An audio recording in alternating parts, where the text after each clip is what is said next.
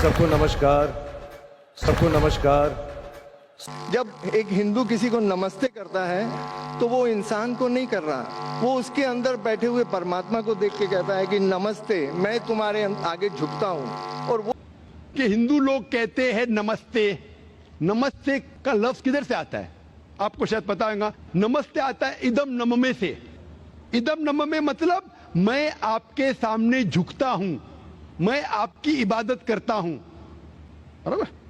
इदम नममे आप कहना चाहते मैं आपके अंदर ईश्वर की इबादत करता हूं। मिसाल के तौर पे वो आदमी चोर है, वो गलत काम कर रहा है, बलात्कार कर रहा है, आप उसको ईश्वर बोलेंगे? आप ईश्वर को इतना घटिया समझ गए? वो बलात्कार करने वाले इंसान को बोलते आप ईश्वर है। इससे भाईचारगी बढ़ेगी नहीं घटेगी। वो बलात्कार करने वाले को, वो चोर को, वो डाकू को मैं ईश्वर मान रहा हूं, उसके सामने झुक रहा हूं। अल्लाह को क्यों गाली दे रहे? ईश्वर को क्यों गाली दे रहे? खुदा को क्यों गाली दे रहे? इस्लाम में, इस्लाम की भी आपने मिसाल दी, इस्लाम में हम कहते अस्सलामु अलैकुम। अल्लाह ताला से फरमाते इस इंसान पे सलामती दे। चाहे वो अच्छा इंसान है तो भी सलामती देने की बात अच्छी है, चाहे वो चोर या डाकू हो। मैं बोलूंगा अस्सलामु अलैकुम, मैं कह रहा हूं या अल्लाह, या रब, या खुदा, या ईश्वर, या भगवान, इस डाकू पे रहमत फरमा। कुछ बुरी बात है ना? मैं अल्लाह को गाली दे रहा हूं, उसके लिए दुआ दे रहा हूं कि तू गलत काम छोड़ और सही रास्ते पे आ। अगर मैं उसको खुदा मानूंगा तो खुश हो जाएगा, वो और चोरी करेगा, वो और बलात्कार करेगा। कोई भी धर्म में ही नहीं सिखाता। ये धर्म के मानने वाले अपनी खुद की इजाज करते हैं, इसे कहते हैं इनोवेशन, बिदात। जिस तरीके से खुदा ने सिखाया है कि उसकी इबादत करे, उसी तरीके से हमें करना चाहिए।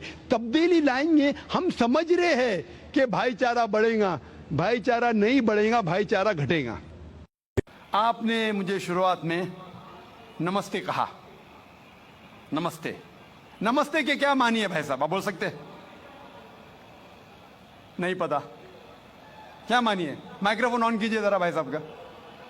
नमस्ते मतलब मैं सर झुका के मैं आपको नमन करता हूँ। हाँ, सर झुका के आप मुझे नमन करता हूँ। नमन करता हूं। सर झुका के, सर झुका के मुझे नमन करना शिर्क है, हराम है, प्रोहिबिटेड है। आप मेरे सामने भी सर नहीं झुका सकते, चाहे आप मुझसे मोहब्बत करते हैं, चाहे आप मेरी इज्जत करते हैं, फिर भी आप मेरे सामने सर नहीं झुका सकते। सर झुकाना चाहिए तो सिर्फ खुदा के सामने, अल्लाह के सामने, और मैं खुदा नहीं हूं। आप जानते हैं, आप मेरी इज्जत कर सकते हैं, मेरी बात जो मैं कहता हूं उसके ऊपर अमल कर सकते हैं, लेकिन आप मेरे सामने सर नहीं झुका सकते। इसीलिए मैं जवाब में आपको कहूंगा अस्सलामु अलैकुम, आप पे सलामती हो, आप पे सलामती हो। आप समझे ना? मैं आपके सामने झुक नहीं सकता हूं। ये सिर झुकेगा तो सिर्फ अल्लाह के सामने, सिर्फ खुदा के सामने। तो आपने बड़प्पन में मुझे कहा, लेकिन अगर गलत चीज कहा तो मैं वापस से जवाब नहीं दे सकता हूं, क्योंकि मैं जानता हूं जो लोग नहीं जानते वो ऐसे हरकत कर सकते हैं। मिसाल के तौर पे 1 महीना पहले मैं जब बॉम्बे एयरपोर्ट पे था तो एक औरत, हिंदू खातून, मुझे पूछी कि आप डॉक्टर जाकिर नाइक है? आयु डॉक्टर जाकिर नाइक? मैंने कहा जी हाँ। ओ, मैं आपका रोज प्रोग्राम देखती हूँ, मैं दुबई से 25 साल के बाद बंबई में आ रही हूँ, 25 साल के बाद हिंदुस्तान में आ रही हूँ। उसकी सिर पे टीका था, हिंदू औरत थी, बोलती मैं आपके प्रोग्राम देखती हूँ और बहुत अल्हम्दुलिल्लाह तारीफ करने लगी। सारी तारीफ अल्लाह की है, मैं कुछ भी नहीं हूँ। और फिर कहने लगी कि मैं तुम्हारे पैर छूना चाहती हूँ। मैंने कहा कि ये गलत है, शिर्क है। तो बोले क्यों? वही जवाब मैंने दिया, आप जो भी कहो मैं आपकी बात मानूंगी। तो मैंने कहा आप कुरान मजीद पढ़िए, कुरान मजीद पढ़िए और इसके ऊपर अमल कीजिए।